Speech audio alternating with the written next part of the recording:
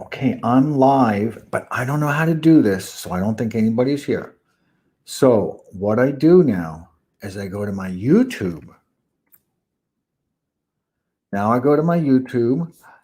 I don't see myself live. I see Tim Cast is live, and I see Ron Coleman on CNN. Is that okay? So now I go to, I don't know where I go to see myself, but I'm pretty sure I'm live. This is wild. So let me go to home. No, let me go to your videos. My cats are going crazy if anybody's here. Oh, okay. So I see live. I am live. So now I'm going to click on that and I'm going to share it on Twitter. So now what I do is I go here. Nope, I didn't mean to do that. Now what I do is I click on this. Okay. So I click on this. Now I'm going to share it.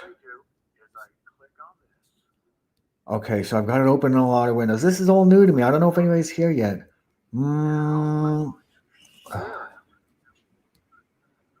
Okay, so now what I'm going to do is I'm going to close up this window. I'm going to close up this window. And that's it. So now I don't know how the comments on this work. Or there's nobody here. I don't know. So I don't know how comments work. So that's really what I wanted to check out. So I don't see where the comments are. If I'm in the right place. Let me go back. Oh, I know. Okay. Oh, my cats are going crazy. And I've got a migraine headache. Just so everybody knows, I get cluster migraines, which is really frustrating. And I've got a really bad one right now. But I wanted to test this out. So, Reed, thank you so much for joining. And I see Pierre. Thank you so much for joining as well. And Tricky Who, so thank you. And hi from Detroit. So thank you so much for joining us as well, John Bennett. And I'm just testing my my YouTube because I love Periscope. A lot of people know I love Periscope. I think there's a real intimacy that can be gained with Periscope. That's kind of like this regained intimacy that I feel we've all lost. And so for me, that Periscope has been kind of like my lost lunches and dinners with friends. And I'm just so appreciative that so many people can join us when we do that because they get a huge amount of views. It's like 100,000. And now I guess we're going to have to move to YouTube because I don't think I'm going to like the new Twitter live. Having tried it, I feel like it's going to be a little bit oriented towards, it's going to be different. It's going to be different. So now I'm going to see if I can put the comments here. So what do I do now? Oh, I'm going to click on this one. Tom, thank you so much. Love to see you here. Thank you. Have you seen any of my Periscopes? Because they're awesome. We do the investor series. They're awesome. Done 11, actually 12, 13, because we did 7.5, which was with Chanting and Nina Rao, which was awesome. We did Hanuman Shalisa. And then we did 10.5. We did 10 was with Ian Sigalo, who's a co-founder of Graycroft Partners. It was about venture capital. And then we did 10.5, which was, my cats are going crazy, 10.5, which was later that day with Milton Demirs, who's got the best name in the world. And we did that one because Bitcoin had just broken 20,000. And it was also the day I bought Bitcoin for the first time. Well, for the first time since it's been above 3,000, I guess. I sold it. So, Ken, it's no Periscope, but it'll do. And there might be a 2-minute delay with comments. Yeah, that's really interesting. And you also say that there was a 0.1 second delay. Oh, okay. So I guess that's really cool. And I want to thank everybody for joining. And I see Mumbling Bearded Freak, so thank you so much. And I didn't know what to do because I didn't, with some of the other Periscopes, there's just been so many questions. And I talk about the fastest roll-up of power in history. You hear that? My cats are going crazy. And I've got a migraine, but I love them so much. So I talk a lot about what I call this period the fastest roll-up of power in history, right? And I have a fairly good sense of history with certain things because it's always been fascinating to me. Alexander the Great, early Rome. I've walked lots of the paths that Alexander the Great that went through Macedonia and out to the Mediterranean and pushed out into Persia. walked a lot of that, and I mean lots of it, hundreds of miles.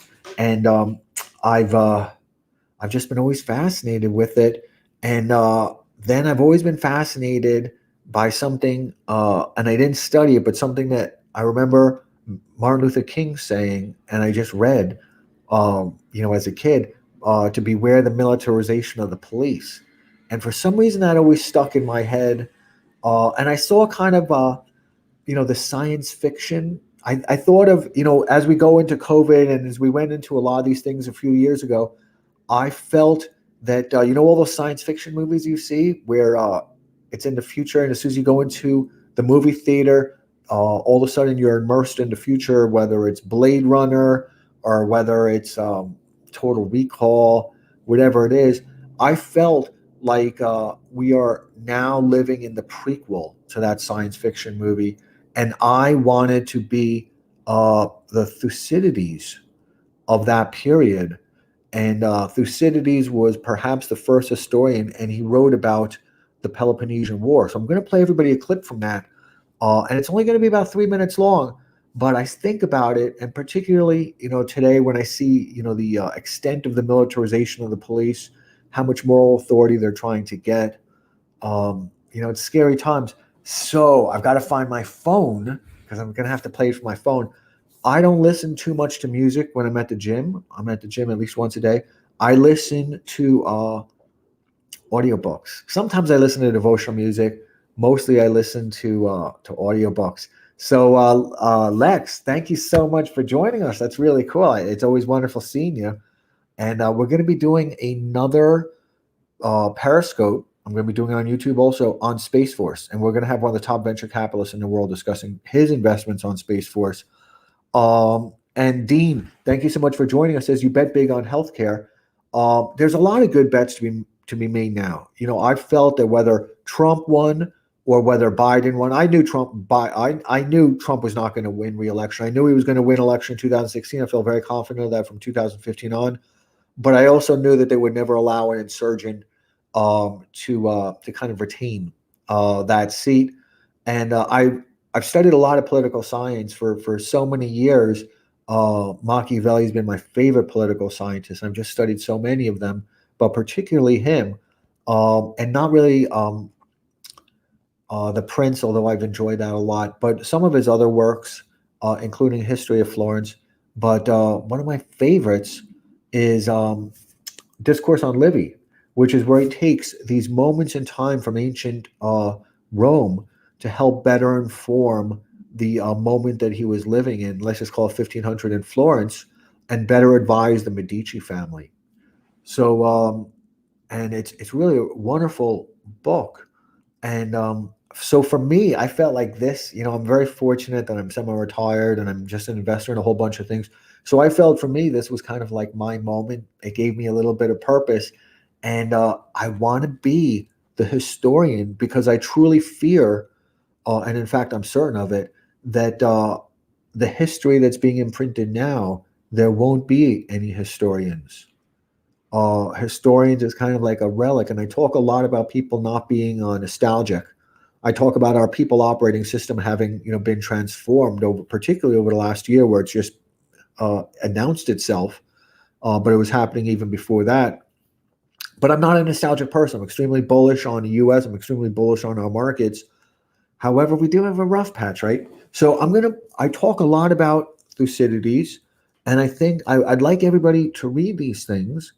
I think it's Julie Frederickson on Twitter. We communicate. She's a venture capitalist, and we communicate periodically because she's studied it. And it's one of her favorite books, and I really go back to it a lot. So hopefully everyone's going to be able to hear this really good. And Matt Blah has a question. I have a question. Why Scrabble? Well, I take the name Adam Scrabble on Twitter because I didn't really expect to do too much with Twitter. Then I my family office fund, I also have a dedicated Scrabble funds, right? Which is what I call them. And I play a lot of Scrabble, right? It's kind of like intellectual exercise. It's how I sweat my mind. And it's an enjoyable type of thing. And hopefully as I get older and older and older, that exercise and keeping that muscle sharp is hopefully going to permit me a very happy older few years. Halfway through, so Mumbling Bearded Freak says halfway through book 2, we'll need to listen another time to fully comprehend. I've studied it. I've read so many different translations of it, and I always get something different. And then you're really going to enjoy studying the history of that period, because remember something, right after the Peloponnesian War, and you've obviously you're up to Alcibiades right now, and right after the Peloponnesian War, Alcibiades' friend and his teacher, in fact, was Socrates. So just a few years after that, Socrates was killed, and then a little bit after that, Plato wrote the dialogues, which is really one of humankind's great achievements. And I fear we're going to be losing it, so you've got to read the Republic. These are very easy reads. These authors, the classics are all very easy reads, because the authors of these things typically did not write them to require instruction in school. They understood the elegance of language and the nuance of language. So what they wrote is truly what they wanted to write. Um, I've read these things so many times. So you're going to really enjoy reading the history of those moments. Read Plato's Republic, and you'll have a good sense, because really one of the things he was writing about was the oligarchs versus democracy battle. Um, just interesting things. And about education, everything we're going through now is thousands of years old.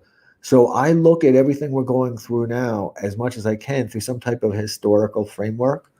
Um, because what we're experiencing now is happening faster than the mind can comprehend.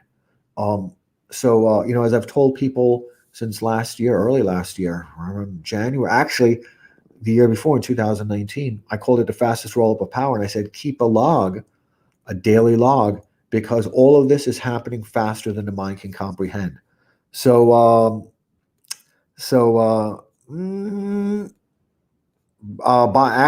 John Bennett says, buy in hard copy before they get Big Brother. Buy all the classics in hardcover. Buy all the classics for your kids right now, for yourself, because very, very soon, what the future is going to be is we're going to have two versions of books. We're going to have the pristine version, which the elites, well, and I'm kind of elite, but which the elites will be able to read, right? The pristine kind of intact version of a book. And then we're going to have the pleb version of a book. And you're not going to be able to compare. A, the plebs won't know any elites, and B, the elites won't know any plebs. And so they're not going to have a chance to compare notes, nor will they have any interest in comparing notes. And just as we don't have any real human interaction right now, because people are so atomized, I just don't see people convening to kind of match notes on these things. And even though it sounds simple and blockchain, that's really not true. Because then the other argument will be that those edits out of the classics, everybody here likes Tom Sawyer, right? We all grew up on Mark Twain. How could you not, right? You read it. And they want to censor, and I think it's the conservatives, actually, and I'm a liberal, but I think the conservatives, I'm also a conservative. I'm everything. They want to take out of the schools The Bluest Eye, which is Toni Morrison, which is a classic in itself. I love that book. So you've got to get these things in hard copy, and then give them to your kids. You've got to just keep on reading them. I read the same books over and over, over and over and over and over and over. I would show people my books now, but I don't feel like getting up because my head's killing me. Over and over and over. I pretty much only read the classics. I will read other type of books that are not particularly literal classics, literary classics, but it is important to me that they have some type of integrity, to the writing. Even if it's just Confederacy of Dunces, it's a classic. Everybody likes that. I'm about to buy a new book that my son recommended, and it's called The Stars, My Destiny. And The Stars, My Destiny, it's a science fiction novel by American writer Alfred Bester. So I'm really looking forward to that. I'm going to play everybody that clip. I just want to make sure that that I've seen everybody here.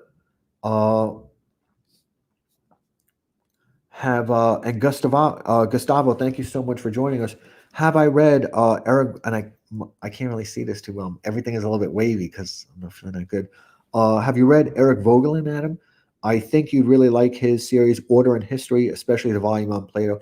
I haven't. I'm glad you mentioned it, and I'm going to look at this um, after I'm done with it because I don't even know what I'm saying right now.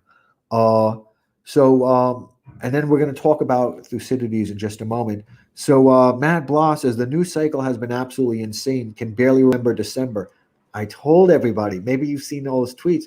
You just don't remember December anymore. I do. And I'm not going to share my screen with everybody, and I'm not going to show everybody kind of my archives. But I've been keeping a log, and I think a lot of people know that. And it started out as just a COVID log, but then it became everything. It includes Black Lives Matter. I mean, it includes Black Lives Matter, the Sturgis rally. I've even hired a team to help me out with better deciphering masks and hydrochloroquine. But I'm going to read everybody a couple of the segments I've got just so people can have a sense of it. So let me find my new Corona log, I call it. Some of the chapters. Let me actually go to my bookmarks. Then we're going to bookmark manager. My head is killing me. Then we're going to go to bookmark manager, new Corona log, and I'll just read. So Amazon share price and WAPO headlines, Washington Post headlines. I've mapped Amazon stock from the day that Trump took office, and I think off the top of my head's a little bit wavy right now. It's about $570 a share. Andy Slavitt is a chapter in himself. A non-anti-Trumper letter, maybe people recall that, and then it was finally disclosed. All the anti-lockdown. We're still just at the A's. Anti-lockdown protests.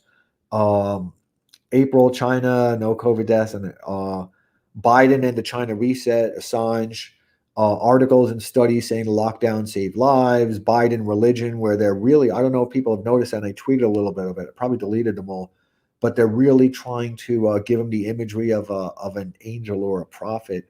And for those of us that share, a devotion, we certainly know that that's a bad thing. And for those of us that don't, we recognize the harm and kind of the social disruption that causes when you're casting the images of that. So then I'm still on the B's. Now I'll go down to the C's. Celebrations when Biden won. Remember all that type of stuff. All of this is in, but then I can even include China builds hospitals. Remember when they showed on Twitter and on social media that within days China was building these massive hospitals? Celebrities with COVID. I think some people know my Tom Hanks theory.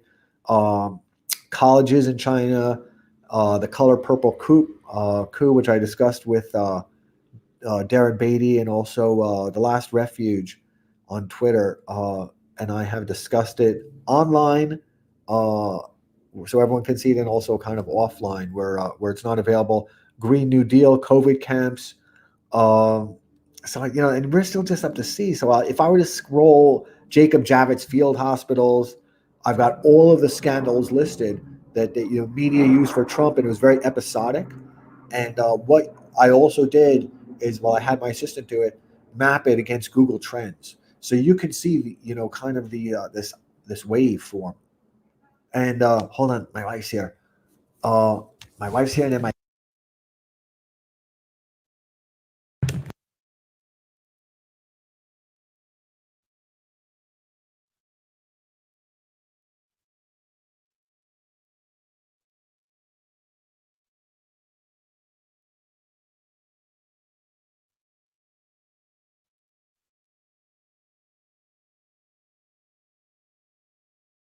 everybody like what those chapters are, right?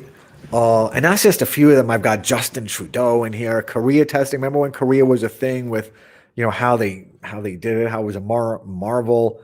Luke Letlow dies of. I mean, I've got so much here. I've got all those leaked videos that you saw from China of people spontaneously combusting and dying. I've got the Ferguson report, media celebrating it, media creating racial conflict. I mean, it's really comprehensive. This is the fastest roll-up of power in history. And it's very difficult because I've got so much there. And, as you can hear it, and I've got like 70 other tabs. And I've got a lot of people helping me out, so I'm very lucky. But so I'm gonna continue on, but I want everybody to hear the Thucydides part. Uh, so will there be so I'm gonna have difficulty saying your name because my eyes are everything's wavy. Will there be a black market for unbowdlerized books? It's a good question. We are definitely coming into an economy that's going to be that's going to resemble developing countries and third world countries under very hostile regimes, which is sad. I tell everybody to invest in the stock market. Everybody knows that. I'm a huge bull on the market, and I might see all the dislocation that's occurring politically right now and socially right now, but we must also see that trillions of dollars have been printed. It's going into the economy. The American economy has always been firing on all cylinders, much better than any other country. And when people say, "Well, America is this and that," I'm like, have you seen the other countries? They suck. Um, have I tried any of the new migraine medications? I have, but sometimes I'm better off just waiting it out. Um, so Ben Bryce, thank you so much for joining us. And then I'm going to play the Thucydides. Says, someone asked me what my 2019 was like. I couldn't remember. I'm watching Dark City tonight, director's cut, classic. Listen to the tracks. I had a conversation with the writer, director, producer of it, Alex Proyas. We discussed it for a long time. Hopefully I'll do a Periscope with him. He was definitely helping me out, thinking out my documentaries that I'm going to create about this history. I'm going to create two different forms of it. A documentary form, which is going to have more of a whimsy type of touch, because I've got to be mindful of people's cognitive competition for people's mind share. And then I'm going to have kind of a bound set. It's really going to be interesting, but I'm not going to do it till around 2023 because people's minds are in such a state of disequilibrium. And that's not going to stop. Media is deliberately doing that, keeping people's minds in a state of disequilibrium, which is those news cycles you're seeing as a part of that. It doesn't allow people to kind of regain, their rational thought, and it's infiltrated so much that it used to be several years ago, as all of us can remember, used to be able to go to the beach and escape everything and just kind of get your life back together in a week or 2 weeks you took off, even 2 days, if you could relax quickly. And now the infiltration, the self-reinforcing loop has become so bad that you can be on a beach, the book you're reading is going to be wokeified, and then you're going to go to get a drink at the bar. I don't drink, but you're going to go get your chips or something at the bar, and the table next to you is going to be a self-reinforcing loop, and you're going to hear Biden and Trump. You're going to hear all this type of stuff. So do I have any investment thoughts on Palantir? I do and I don't. I don't want to just. I'd like everyone knows I like the cartels. I don't see any reason not to invest in the cartels. I mean, there's the second tier down cartels, because the suppliers, the ecosystem of them, they're all going to get acquired. You're seeing the defragmentation of the entire Western world. In fact, the entire world. I'm 54. I came out of Wall Street at a time when we were seeing the fragmentation of it. Right, we were seeing big conglomerates buying kind of divergent businesses, not consolidating their earnings. It would be, and then 5 years later they would spin it off. Right, they'd make a big sale, and it kept the investment banking houses busy. Now we're seeing a defragmentation, which we've never seen before in our lifetimes, which is we're only going to have a few companies left standing. So also buy the downstream companies. I don't expect you're going to lose money. I think the markets go to 50, 60,000 easy. Um, so and then I want to read everybody. Matt Blah, I want to go to Thucydides. Love Dark City. I remember seeing the previews as a kid. Never watched until last year on HBO. At least 5 times. Much better than The Matrix. Much better than The Matrix. No competition. Matrix is a fun. There's kind of a joyousness to it, I guess, because you don't really have to think too much, and it kind of hits you. And then in the end, when humankind wins, you feel really good. Lost in Sea of Laundry as it's never done. Pretty funny. You need to get a picture. Just received Homer's Iliad and Odyssey. Locke's first works in mail today. I can't wait for the others. Thank you. Did you see that Periscope where Darren Beatty corrected me on Hobbes and Locke? So funny. And I really appreciate him, and I really appreciate the one I just did with Paul Godfrey, because these guys are really academic in their philosophy, and they've been very kind um, to me and to also the people who have joined us, because they're not trying to to to kind of litigate philosophy or anything with us. They're just sharing. It's kind of fun. So keep in mind when you're reading Homer that Plato was against Homer, right? So you're in a very interesting period of time right now. Alexander the Great is one of my personal heroes. Just what a remarkable person, remarkable time, remarkable person, brave, and so smart. He just couldn't. He should have built a succession plan, right? But then after he died, it became the five empires. Split up. Some of them stayed. Seleucid, some of them didn't. The Ptolemaic obviously stayed, and they did a really good job, right? They took over Egypt, and they did an incredible job of administering it.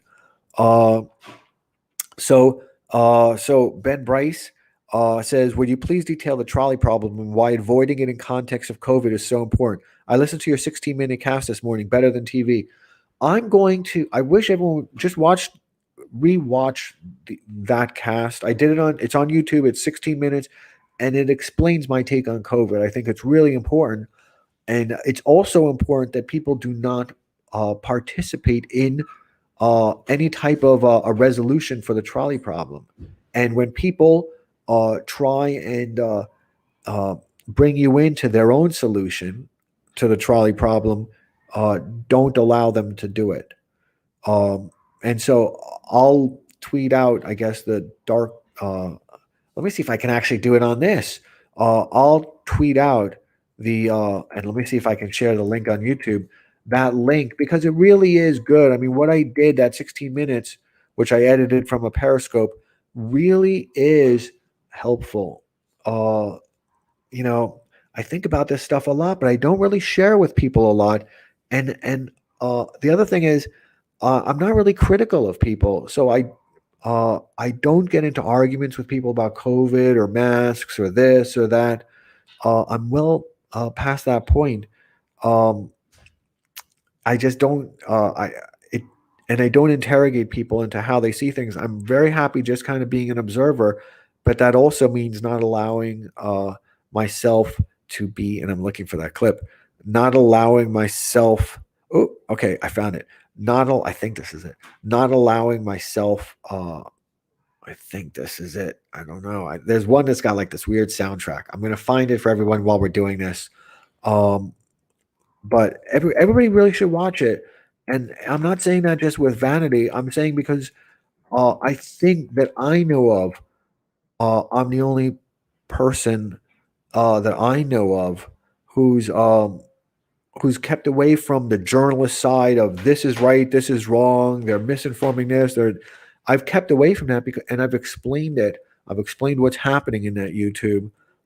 So let me see if I can find this, and I really do want people to see it because I kind of did that for humankind a little bit. I did it to get it off my chest and because I wanted to explain these things. Um, okay, so now I found it. Now I'm going to go to the link, and now I'm going to click share, and now I'm going to get the link like that. And now I'm going to pause it so you don't have to listen to it. And then I'm going to go back to the YouTube and I'm going to put the link right here. And there it is. And again, it's not the pride of authorship. It was, if it was anybody else's, I would say watch it also. I really think my thing is better. I mean, it's just brilliant. Again, I'm not just saying that. This is something I spend my life on. I mean, I've really been spending my life on this. I think I can. And hi, Pazons, thank you so much for joining us. I think I even have taken on a lot of philosophy lately, so I could, I've got all these things going on in my head, and you heard a lot of the chapters or a lot of the categories I've created, and I've got a little bit of a team helping me on some visual type of stuff. But I spend so much time thinking about it that it all just kind of gets sucked into my head, and then I've got to make some sense of it, right? It's got to go from my head, it's got to cross the transom to paper, and for me to be able to articulate it to other people. So I've really needed to take on a lot of philosophy lately and just a lot of thinking. So that YouTube kind of expresses that also. So and I just put the link in here. Lost and See again. Thank you so much. I watched both Periscopes with Darren Beatty. I reached out and haven't heard back yet. I'm sure he's busy. He's awesome. I think I might recall that he is. And he's got Revolver, which is really doing so good. Matt Doherty, thank you so much for joining us. And now we got to listen. Pierre, thank you so much for joining us. And they say, what is the future of American tyranny turned inwards? Well, that's a phrase that I kind of came up with. Tyrannies always turn inwards from the Thucydides' History of the Peloponnesian War. Because one thing you realize when you read that, and when you get into kind of some of its later chapters and books, is tyrannies do. I mean, these people in the Hellenist world were killing each other. I mean, it was just barbaric, and that's what we're going to listen to now. And I think you're going to find some kind of commonality to where we are now.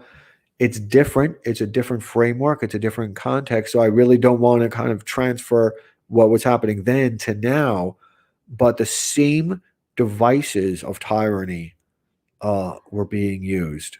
And tyrannies always turn inwards. And, again, I studied academically a lot of Roman history. And I think of it also as, empires kind of sometimes they go a little bit too far. And in Roman times, during Tiberius's time, and you had where they tried to extend themselves and they got caught in what's called the Teutoburg Forest, where they were all killed and they lost their flags. So there's just so much. So yeah, we are living in tyrannies always do turn inwards, and you can take a look at all the weapons that are now going to be used on American citizens were those weapons that were being used in Iraq. Those weapons were, those. I don't know if people are aware of some of the sonic weapons that we've got. I come out of the defense industry in India, so I have a good sense of it. You've got these sonic, those car sirens that you think your head's exploding. They've got those razor nets that they'll drop from big buildings. I mean, it's sick. Some of the weapons that are out there, and now they're all coming home, and that's a bad thing. And look at Assange. So all the tyranny of the media, and here we are. Tyrannies always turn inwards. We're going to be listening to a little bit of that in a second. So what's the future of it? Well, it depends. America's coming into a caste system. I've discussed that a little bit, even in the Space Force thing. I think Rising Serpent asked about the cartelization of space. We're certainly going to see that. And then Dennis Wingo was very upset with the government for failing to properly educate our kids for this upcoming future. And I said that, Amazon and SpaceX and, Virgin and all the other space companies are really going to have to create their own universities in order to be able to graduate students with the skills that are needed, because clearly woke universities aren't going to be doing that. And even the education that they're getting from kindergarten up won't allow the thinking skills that are needed for a person to be on a good life track or a good career track, particularly for those unfortunate people who have grown up in underprivileged situations, maybe from a home life or economic, and they have very little opportunity and even decreasing opportunity to be able to make corrections in their life track. So we're going to have a caste system. Those who are W-2'd, who work for the new sovereignties, which is Amazon, or they're going to be contractors, constantly in pursuit of their next job and fighting in the Thunderdome for their next job. There's going to be a lot of differences, and it's not going to be a good thing. So you've got to have a determination that you're going to be on the right side of that. Now, once you're on the right side of that, which you're going to get from investing in the market and or acquiring an education, giving your kids an education, investing in the right industries, and being a participant in the right industries as an employee. The sad part is you're not going to see the other side. right? So that's why it's important for everyone. They've got to give back. You got to give back. No matter how much you make, you got to give back. So I'm going to skip around a little bit. So, hold on. Lost in Sea. Thank you again. I'm currently waiting for the delivery of Thucydides, Alexander the Great, and two other classics. My children have been so excited. I've been so excited to read them. They're classics. They're going to love them. And you're going to constantly read them. So Thucydides, Alexander the Great, is such a remarkable person. So I'm going to play a little bit of Thucydides now, and I really appreciate that everyone's kind of stayed with me for this. So somebody asked if I'm talking about sonic cannons. There's different iterations of it, and I'm not an authority on that because I do cryptography, which is, excuse me, I do encryption and international friend or foe systems, which is a completely different part of defense. So I only have a passing familiarity with the weapons that are being used. Uh, so Jason Wright says, when you mention oligarchs will have their own university, what do you mean exactly? Well, as Dennis Wingo said, our schools are not manufacturing good students. And right now, the reservoir of intellectual capital of knowledge workers is adequate. And think of how many of those are overseas students rather than our indigenous students, right?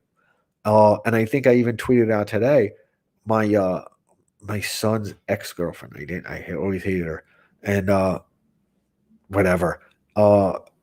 Is like a feminist type of thing. And my son's now married and he has a kid, and life has been so good for him. Beautiful son, beautiful wife, and they've got a beautiful baby coming up.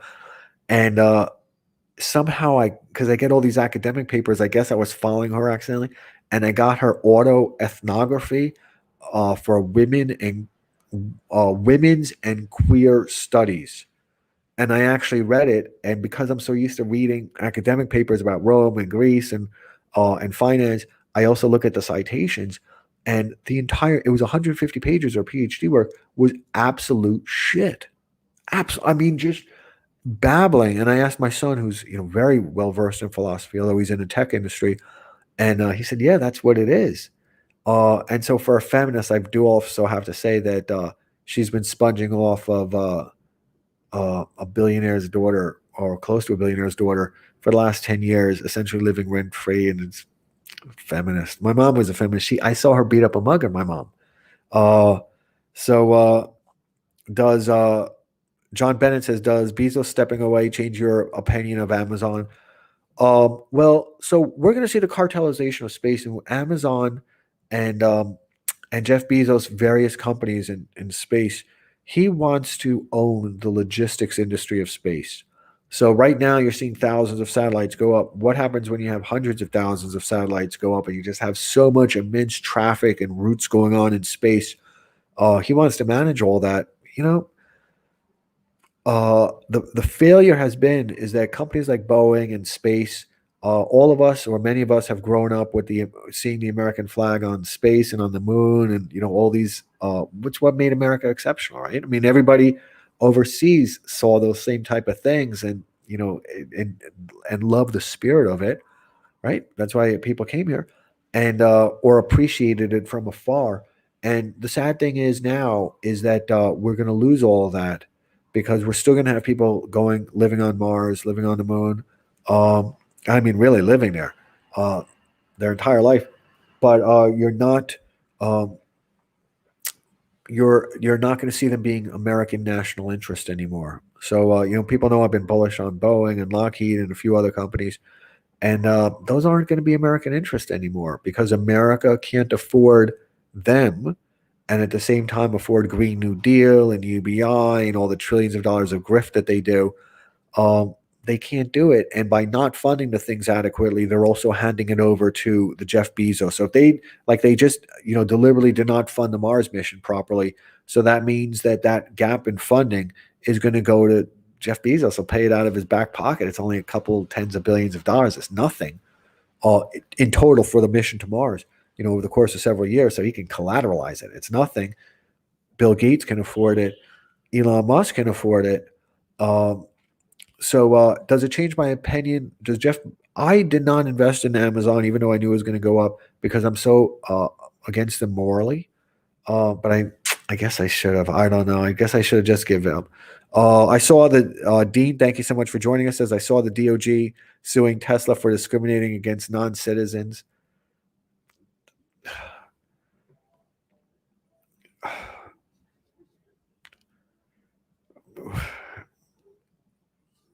The I don't think these little tech kids in America uh, have any idea what's going to hit them. And for some people who are old enough to remember, I'm 54. We remember what happened with NAFTA. NAFTA, I was around 24 years old. I was working on Wall Street. But I remember all the vigorous debates with Ross Perot and Bill Clinton at that time, and uh, George Bush Sr. Really, vigorous debates, and really some kind of uh, discourse was happening, right? Dialectical discourse. There was good questions and answers, and people knew how to ask the right questions and how to give the right responses. And you don't see that anymore. So I don't know. I don't know how I babbled onto that about that, but DOJ, yeah. I mean, these. Oh, I was saying these kids don't have any idea what's about to hit them. They're and I've been saying this for the last 2 years. So if you watch the Twitter account, I've been saying that because I've founded some pretty big companies that and I've been a large shareholder in a lot of companies, that as soon as these companies get an opportunity to shed those W-2 employees, they're going to do it to increase shareholder return, and at the same time to relieve themselves of some, not just the salaries, but also large companies don't frequently have an opportunity to do mass layoffs, and they're looking for an opportunity to do so and to push people into contractors. Uh, so I don't even know how I said that. I'm kind of babbling a little bit because I got my headache and I want to listen to Thucydides. So let me see. What was I responding to? Uh, Bezos stepping down. Oh, that Department of Justice pursuit of Tesla. You know, look, I'm and I never get involved in politics. Everybody knows that. I'm doing my log. Uh, I will say, listening to the comments about Space Force yesterday, and listening to the comments that were particularly left leaning that I saw on Twitter and in social media and on the news, very upsetting. Very upsetting. I'm a huge fan of Space Force. People just they don't understand. As I see all these kids going to lose their job at, they're losing their jobs at Facebook. They're losing their jobs in all these other companies. Those jobs are never coming back. So the only jobs that are going to the jobs that are going to be created are all going to be built around Space Force for the most part, and some clean energy type of things, which are kind of a scam, but it is what it is. Um, so so Stephen Petty, thank you so much for joining us. Did you see how dismissive Jen Psaki, I'm not sure how to pronounce her name properly, was when asked about Space Force? Do you think the Biden administration will be unsupportive? Well, the Biden administration has made it clear that they're unsupportive. Uh, they're literally handing it over to the oligarchs, and I can deal with that somewhat, with them handing it over to the oligarchs, because I think they'll do a better job of it.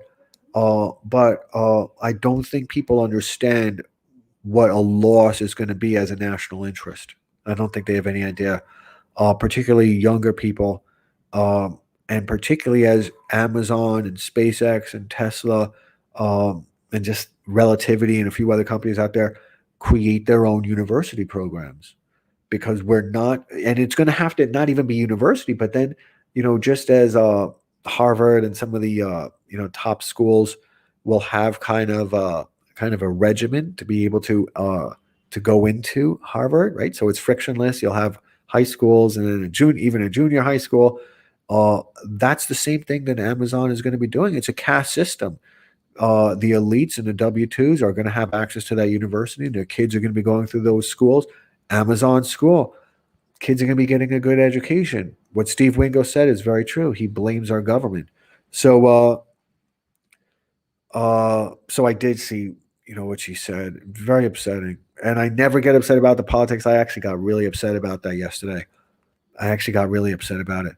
Matt Bloss says, as a New York City plumber, I'm now looking forward to a Green New Deal and loss of gas work, or praying that Con Ed can keep the electric on in the winter. I did a Periscope with Tracy Schuchart, and we discussed the reality, the rhetoric of the Green New Deal versus the actuals of the Green New Deal, and versus the practical of the Green New Deal. And she knows that it's and she expressed that it was a lot of kind of rhetoric to appease a base. I'll be having another follow up now and I wanted to be respectful of Biden's administration, but he's already made the moves. So I'm going to be having another one, hopefully with Tracy again or with Anas, absolute geniuses who really understand the fossil fuel industry. It's their life. They're not Wikipedia experts. They really are. So let me see. Lucy here. What is Hollywood's future in the Great Reset? Well, this is going to be very interesting. Lex, again, thank you for joining us. It's a very interesting question you just asked. I'm going to tell everybody why it's an interesting question. So Lex says, what is Hollywood's future in the Great Reset? Will there be a role for entertainment? So I watch very little TV. Here's something that's going to be very interesting. I want people to think about this. I watch very little TV. I watch very few movies, very little TV. I live on YouTube. I watch the lectures. I watch all that type of stuff. Have you noticed over the last year, 2, 3 years, but particularly over the last year, how bad the movies are and how they're all action movies for the most part that take place in kind of an alternative type of world, either in the past or well in the future, or in this kind of obscene present, right? It's very wokeified type of present, or people having to deal with a staid parent from the 70s or 80s is now dealing with their child who's transgender, which is fine. We're all respectful of people's, the people's experiences, but all the movies are like this and all the shows are like this. So it's very interesting. So you're having a entertainment industry now that's changed. We've never seen this. And I'll tell you why it's also very important. We're seeing movies that are set in the future or that are just shoot 'em up type of movies in this type of mythical alternative world, although it's Earth, right? We're seeing the same thing of movies that took place in the past, in the mythological past, and then this kind of bizarro present. And very little of it is really high quality. Very, very little of it is high quality. And there's a lot of reasons that the entertainment industry is doing this. But now it reminds me of the absolute crap movies that are made in China. I mean, they're just crappy movies. And all of their movies they're crap, they're so bad, are a far off future where China has won the world and they're in space and they're rockets, but they have a good friendship with America, but they're still the dominant one. It's their space station, whatever. Kind of superhero movies where their superheroes are lame, but they're Chinese superheroes, and they're not woke at all, but kind of dominant type of characters. But it's a mythological future, or they're doing movies that are kind of these kung fu movies that are mythological past, or movies that are kind of a mythological present. And then they're doing the past and the future because Chinese Communist Party and in China, they never really had a 1950s or 1960s or 1970s or even a 1980s. They were going through all these revolutions, social and cultural revolutions. There was so much pain, so many tens of millions of people died. And beyond that, all their family and friends who were affected, and how that impacted education. Just so they never really had a 50s, 60s, 70s, even 80s. So they don't really comment in real senses about that period of time, and certainly not about the present, because their present is only a present of elites. And so our movies are now beginning to get like that. And take a look at the movies that are out. However you look at movies, Netflix or whatever app you use for your movies, or however you Rotten Tomatoes, however you find them, and you'll see that that's true. And you'll see, and then go look at the Chinese movies, and you'll see it's exactly the same thing. Very troubling to me. I do worry the real battle will. One of the leading indicators for the real battle and the dominance between us versus China. Right now, we're clearly well ahead of China, but they can catch up quickly. Right? We don't have that as much uh, time advantage, time lead as we had before, either technologically or culturally. They're very quickly approaching. Uh, so is watch for them making good movies. So when Chinese Communist Party through Tencent, Alibaba, however they do it, make movies in the U.S., typically the movies suck, right? They do Terminator, and their new Terminator movie sucked. And they make it just very bland. They don't make movies to suck. They just make movies that are very bland. And when they take over American franchises, what they will always do, with one exception, Top Gun 2, what they will always do is they will take the star character who was a star in the previous iterations or previous go rounds of this franchise, and they will now phase them out, and they will introduce new characters that are particularly woke. So, for example, in Terminator, they killed off the kind of masculine John Connor character, right? He was dead, and they gave it to a really bad actress, but they wanted to they kind of really wanted to woke it and kind of disembowel the whole franchise and the character. So a lot of their franchise movies, they transfer the starring role, they phase out the old characters, and they transfer it now to this kind of weak, sometimes very effeminate male, or kind of very pained type of woman. So, which is what we saw in Terminator 2, and there's just the newest Terminator. There's just so many examples. So, why did they give Top Gun a pass? Top Gun 2 a pass? Because there was no reason for them to. Because Top Gun 2 is not going to be a continuous franchise, so there was no reason for them to transfer his character down to a new person. So, only Tom Cruise can get away with that. It's just amazing. And I'm very familiar with the script, and I'm very familiar with what's going to be in it. And even the planes that were chosen, uh, you know, take a look at Chinese movies and what they do to the American franchises.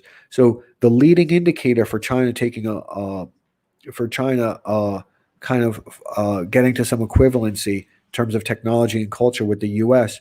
is when their movies get good, because our movies are beginning to really suck. Mythological future, where the characters are this static, wokeified type of thing. Mythological present, where everyone's having to encounter this uh, either a sexual perversion, which I don't. I want to be cautious in what I'm saying when I identify it as a sexual perversion. Outrageous behavior, as we saw with these girls, the little tiny girls that did the Netflix type of thing, which I would say was a perversion, or just regular human encounter type of issues, but that are not part of a normal family's everyday life. So they're really being embellished, or a mythological past. So be worried about that. So Matthew A says China is the largest movie market in the world, which is true, and spend the money and influence to impact the culture. Yeah, they are. They are, and I'm pretty familiar with it. I'm pretty familiar with China. Pretty. I'm pretty much a specialist on. Well, I am a specialist on certain things within China, particularly finance and certain financial arrangements and Exim Bank. I probably am, the best. My team is probably the best there. But yeah, but their movies still suck. Look at their movies and look at the movies that they permit coming in. They're very cautious of their diaspora and what's allowed back into the country. If you notice that, so their movies are very resistant to woke. They had a very brief Me Too. They were able to squelch it. They've been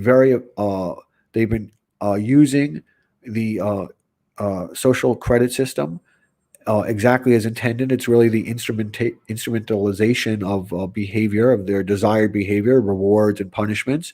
We're beginning to see that much more explicitly here. Although in China, it very quickly escalates to violence. Right? If you're not in compliance, it will very quickly escalate to violence. While as in the U.S., uh, there's not the explicit threat of violence or even an implicit threat of violence, but there is this kind of a disconnect, right? Socially and economically and politically being stripped. So yeah, so Dean says that movie Cuties. Yeah, and I didn't see the movie, so I can't say whether it was a good movie or not. Perhaps it was, but the way they tried to lure a particular audience, I mean, they were there. There was no facade, right? They didn't. They were pretty explicit. It's pretty upsetting. Uh, so Matt Block, Chinese indie film is second to none. Love, yeah. Well, that's a tricky one. That's a tricky one. I would differ. I would differ with you, but perhaps you've seen more than I have, and I'm not sure if you speak Mandarin. So definitely let me know if you do, because if you do, then definitely recommend some movies to me. Mortal Engines, Andrew Pullen, thank you so much for joining us. Says Mortal Engines is hilarious. They just smash you over the head with it. Predator, Cities of the West. Yeah, definitely recommend some of their movies, but I'm really worried uh, that their movies are going to get good.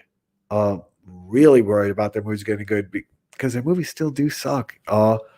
But entertainment is Nancy's executive assistant is from Pakistan, and her father.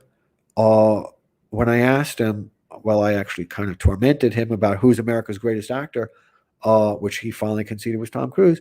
But he was saying when he was living in Pakistan, what the appeal of America to him was Clark Gable and Errol Flynn.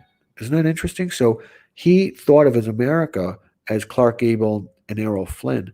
So I do fear that we're losing that because some of these actors and actresses who are doing movies today are very disposable.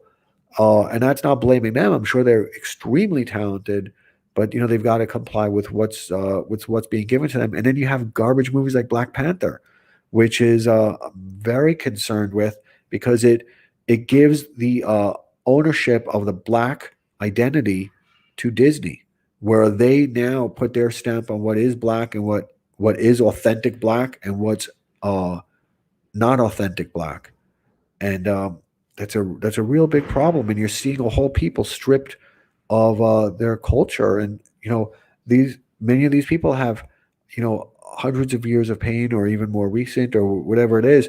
But how can you have a resolution if the cause of the pain has all been taken away from you? So Black Panther expresses all the anguish, uh, but it's it doesn't allow people to heal. And you're seeing that with statues being taken down, and you can see that with a lot. So I have to see that movie. So now I want to get to this. Uh, Except Alexander by Roger Stone. Hold on. Okay, so Dean says, and I don't know. I wish my son were here because then you guys could chat. He says nothing compares to French, Japanese, American movies from decades ago. I'm sure you're right, but they send me to sleep.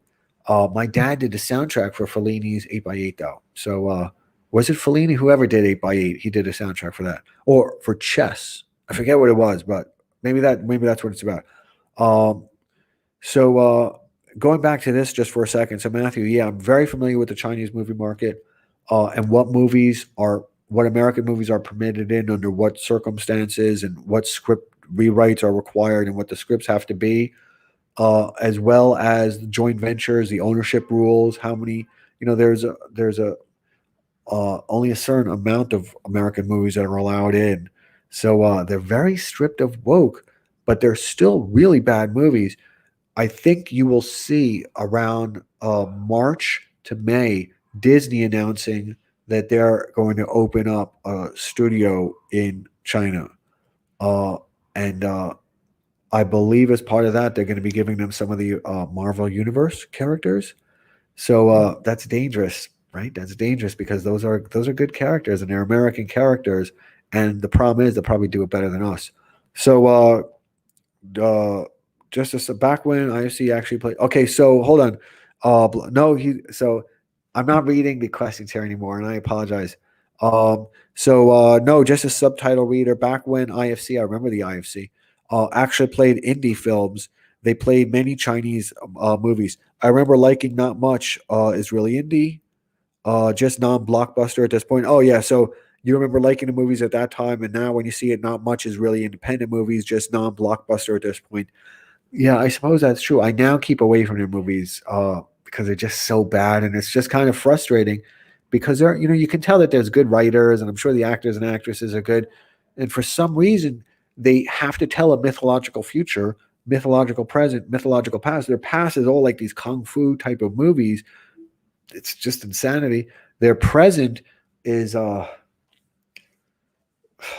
occasionally they have movies coming to grips with family trauma from several years ago, and it's usually a kind of a combat with a poor relative or a rich relative and how they encounter them.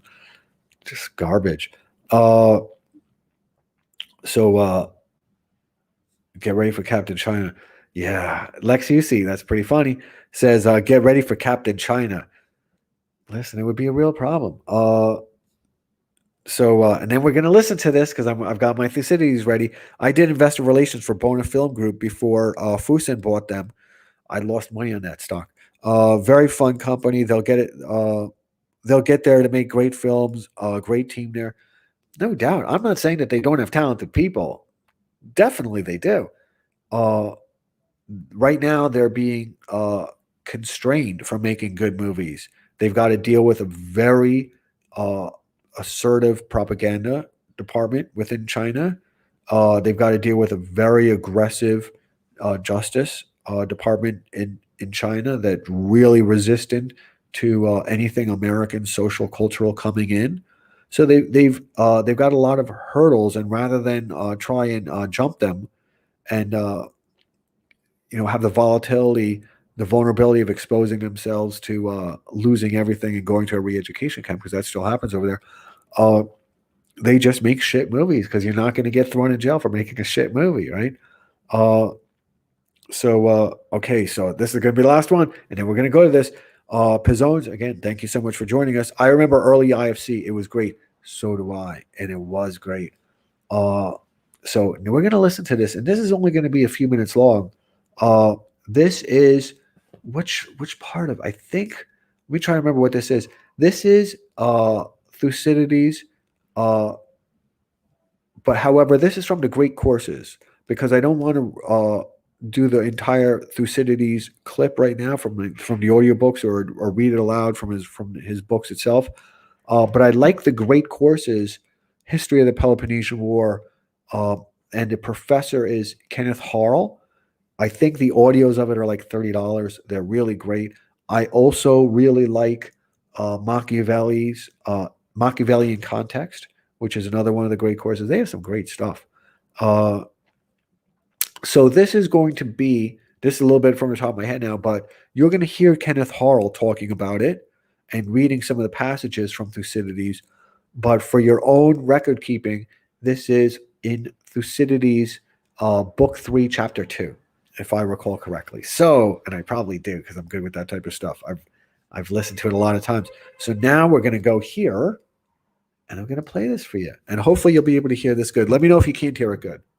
Refuge in the temples. They sought asylum, which comes from the Greek word meaning you cannot plunder, you cannot seize, hoping to escape butchery at the hands of their political opponents. The Athenian fleet itself, when it arrived and decisively tipped the balance, took no part in the killing and the proceedings that took place in Corcyra, but they certainly gave the military muscle to the Democrats to do what they wished to do. And Thucydides takes some time, especially in his third book, chapter 82, describing what a civil war like this meant to a Greek city-state. And if you read it, it sounds like a page taken out of the Committee of Public Safety in Robespierre during the Terror in the French Revolution.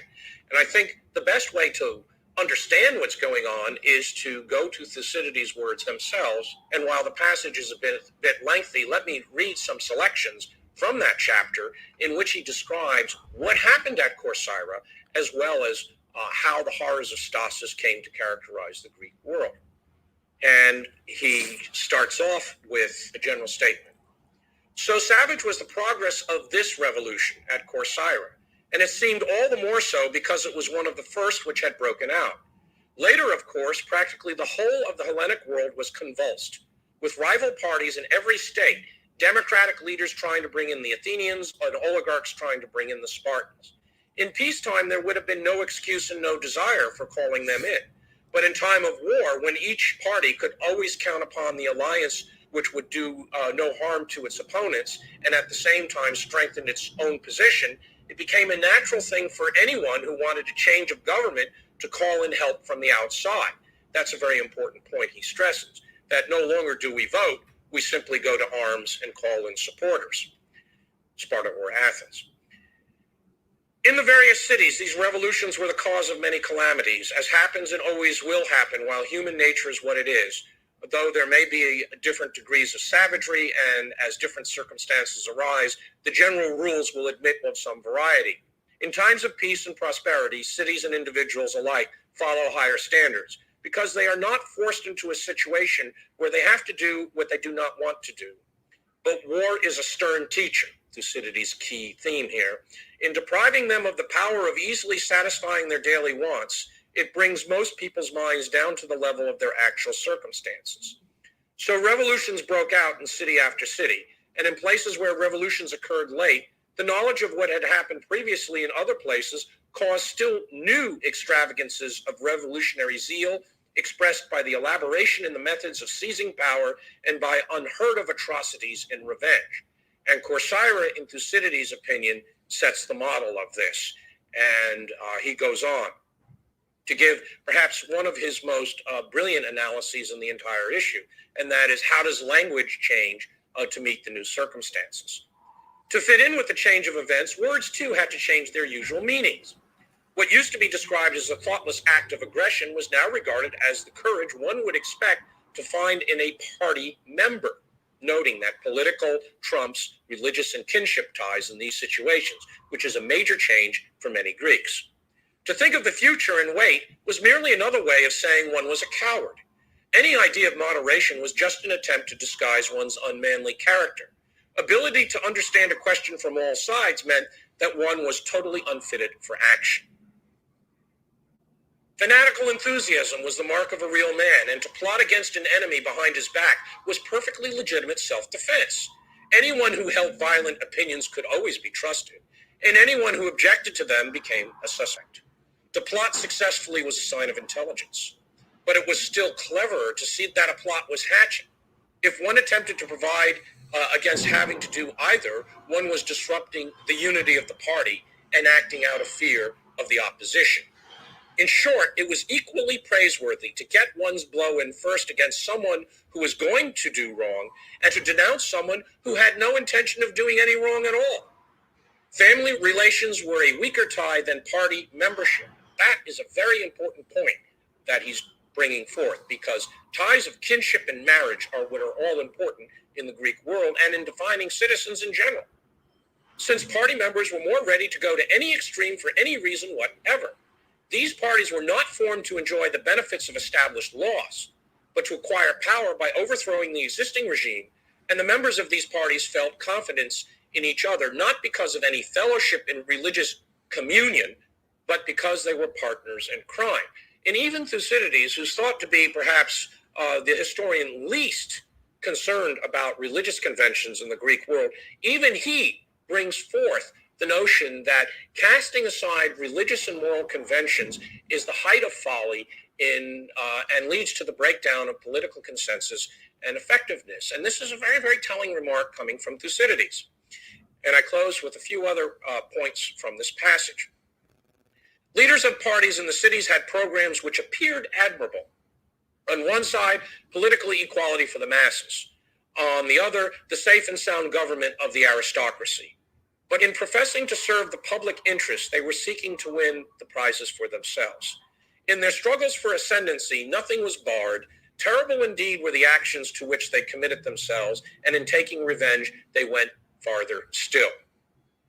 Here they were deterred neither by the claims of justice nor by the interest of the state. Their one standard was the pleasure of their own party at that particular moment. And so either by means of condemning their enemies on an illegal vote or by violently usurping power over them, they were always ready to satisfy the hatreds of the hour. Thus, neither side had any use for conscientious motives. More interest was shown in those who could produce attractive arguments to justify some disgraceful action. And in Thucydides' opinion, the discipline of oratory had indeed fallen to a very low level. This is quite at odds with the oratory of Pericles and the ability to persuade an assembly by reasoned debate, which Thucydides had discussed in the previous book too. The conclusions of Thucydides about the civil war in Corcyra are chilling. Some could take these words, change them, and apply the specifics to a number of instances of class warfare and civil warfare throughout human history.